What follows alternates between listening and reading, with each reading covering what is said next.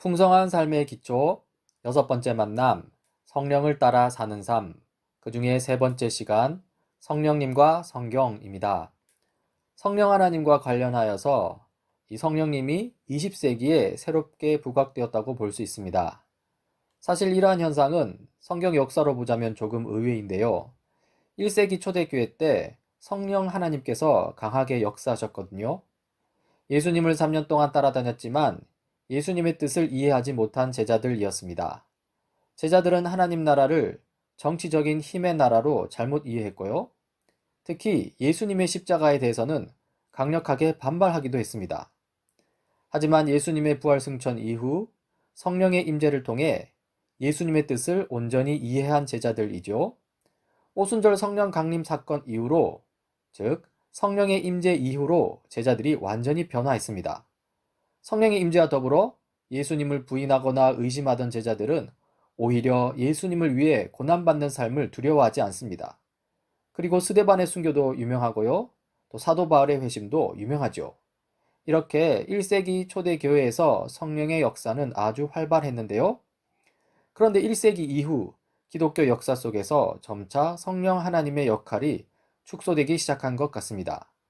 성부 하나님의 경우 이 말씀으로 세상을 창조하신 하나님, 또 율법은 주신 하나님이라고 하여서 많이 이야기가 되었습니다.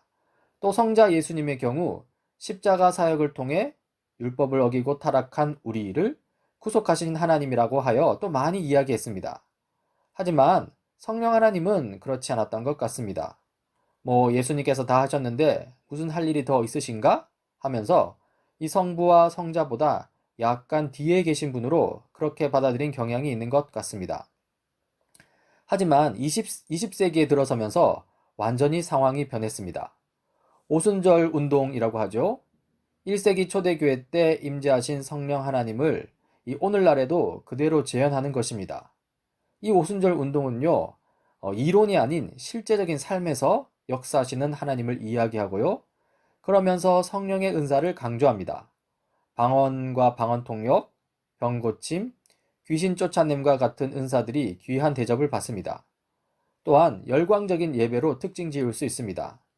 1시간 넘게 이어지는 이 경배와 찬양, 열렬한 통성 기도 등이 예배의 중요한 요소로 자리 잡기 시작했죠. 그런데 이러한 오순절 운동에는 부작용도 있었습니다. 하나님과의 인격적인 교제보다 이 비인격적인 어떤 경험을 중요시했습니다. 그러면서 성령 하나님을 일종의 에너지로 취급하는 경향이 생겼습니다. 이 성경 진리를 떠나서 초자연적이고 기적적인 능력만을 중요시했고요. 이 성경 진리에 대한 무관심 속에서 반지성주의에 빠지기도 했습니다. 그러나 이러한 성령 하나님에 대한 이해는 바른 이해가 아닙니다. 디모데후서 3장 16절을 보십시오. 모든 성경은 하나님의 영감으로 된 것으로서 교훈과 책망과 바르게 함과 의로 교육하기에 유익합니다. 여기서 하나님의 영감은 이 성령 하나님의 역사하심을 가리킵니다. 모든 성경은 성령의 역사하심으로 된 것입니다. 즉, 성령은 무엇보다 성경을 통해 우리 속에서 일하신다는 것이죠. 에베소서 1장 17절입니다. 우리 주 예수 그리스도의 하나님이신 영광의 아버지께서 지혜와 계시의 영을 여러분에게 주셔서 하나님을 알게 하시고, 여기서 계시는 성경을 가리키고요. 그리고 계시의 영 할 때 이 영은 성령님을 가리킵니다. 즉, 성령님은 성경의 영이십니다. 성령님은 우리로 하여금 성경을 깨닫게 하여서 하나님을 알게 하는 것이죠. 그리고 에베소서 5장 18절 20절과 고린도서 3장 16절을 비교해 보십시오. 성령의 충만함을 받으십시오. 시와 찬미와 신령한 노래로 서로 화답하며 여러분의 가슴으로 주님께 노래하며 찬송하십시오. 모든 일에 언제나 우리 주 예수 그리스도의 이름으로 하나님 아버지께 감사를 드리십시오. 이 에베소서 5장 말씀이었고요. 또 골로새서 3장 말씀입니다.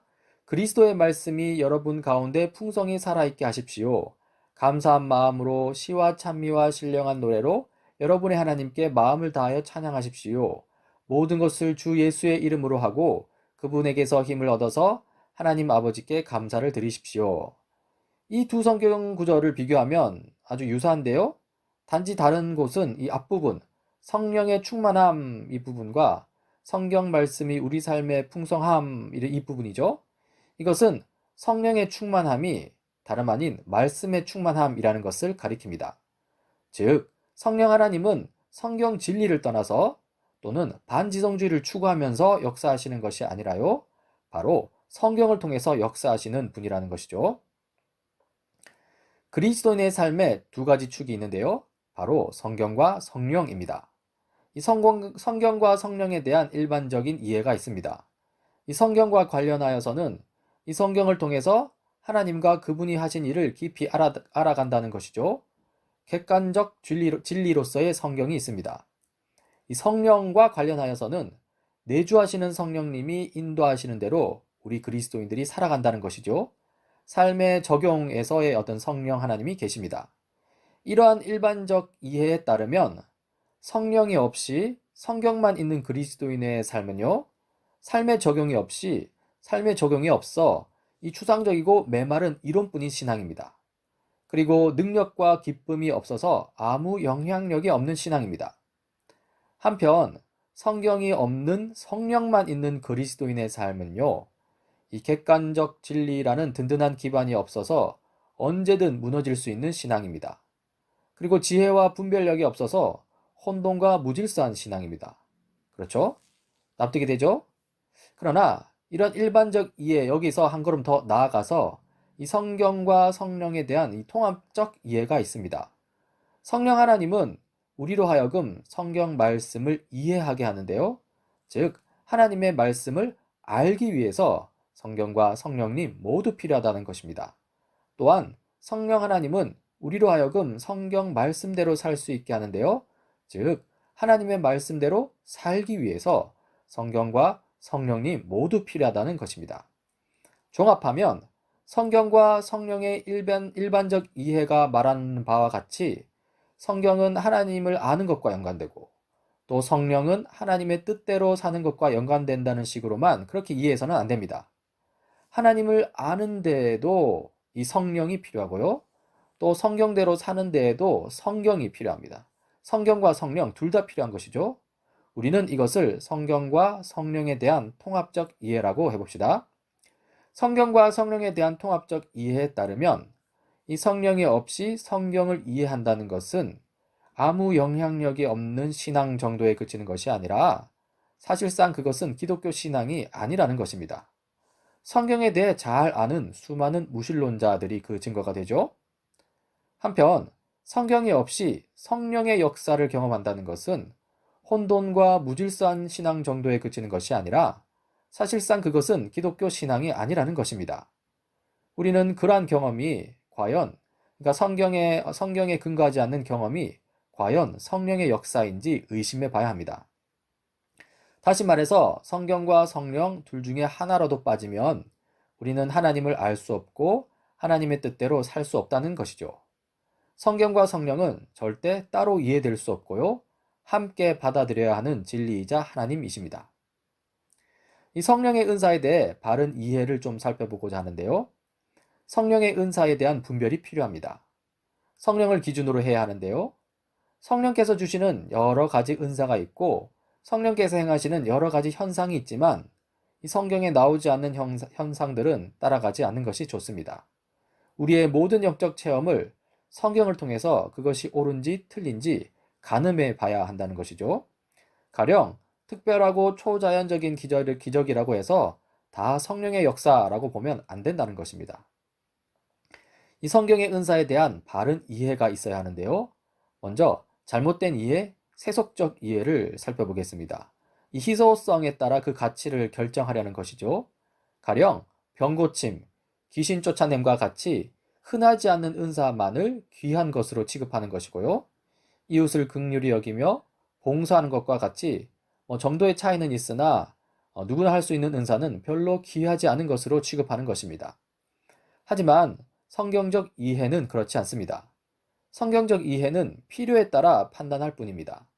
즉, 왜 병고침과 귀신 쫓아냄의 은사들은 누구나 할 수 없는 것이고 이웃을 위해 봉사하는 은사들은 누구나 할 수 있을까? 이렇게 질문을 던져보자는 것이죠. 그에 대한 대답은 병고침과 귀신 쫓아냄의 은사는 그렇게 많이 필요하지 않기 때문이라서 흔하지 않다는 것입니다. 이웃을 위해 봉사하는 은사들은 많이 필요하기 때문에 정도의 차이는 있더라도 누구나 할 수 있도록 했다는 것이죠. 성령의 은사들 간에 가치의 차이는 없고요. 굳이 가치를 따지자면 차라리 더 많은 사람에게 필요한 자비와 봉사의 은사들이 더 가치 있다고 보는 게 합당하지 않을까요? 그리스도인에게는 축복이 있습니다. 성경을 사랑하고 성경과 성령의 관계를 바로 이해하고 성경을 읽고 묵상하는 좋은 습관을 가져서 성경을 통해서 우리를 인도하시는 성령님을 지속적으로 체험하고 성령께서 주시는 놀라운 체험들을 성경에 비추어 분별하는 것. 이것이 바로 그리스도인들에게 주어진 축복이죠. 성경과 성령을 통해 하나님을 알고 그 뜻대로 사는 우리가 되길 간절히 바랍니다.